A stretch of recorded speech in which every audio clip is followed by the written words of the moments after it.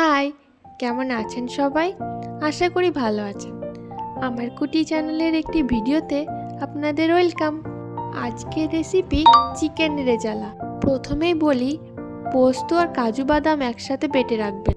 চিকেনটাকে ম্যারিনেট করার জন্য চিকেনে আদা রসুন বাটা, পরিমাণ মতো দই, একটু লবণ, গোলমরিচ গুঁড়ো, সাদা তেল আর খুবই সামান্য হলুদ গুঁড়ো দিয়ে ভালো করে মাখবেন।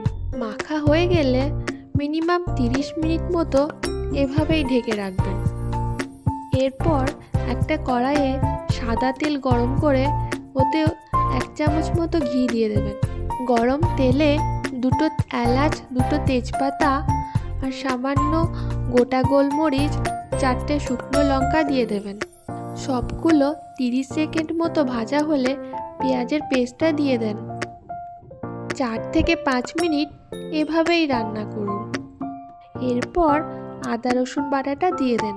যখন দেখবেন মশলাগুলোর কাঁচা গন্ধটা চলে গেছে, ঠিক তখন ম্যারিনেট করা চিকেনগুলো দিয়ে দেন।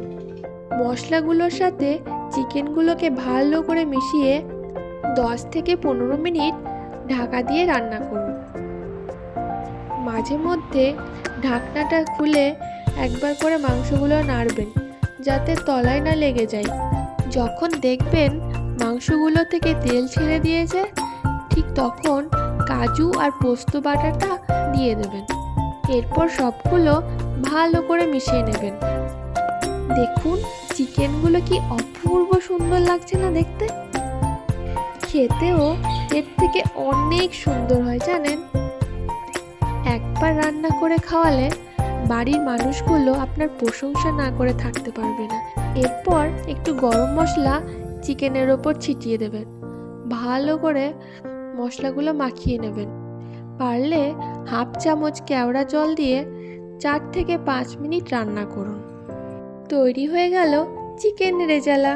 গরম গরম পরিবেশন করুন। আমার ভিডিও কেমন লাগলো জানাতে ভুলবেন না জানো। ভালো লাগলে একটা লাইক করে দেবেন। Thank you.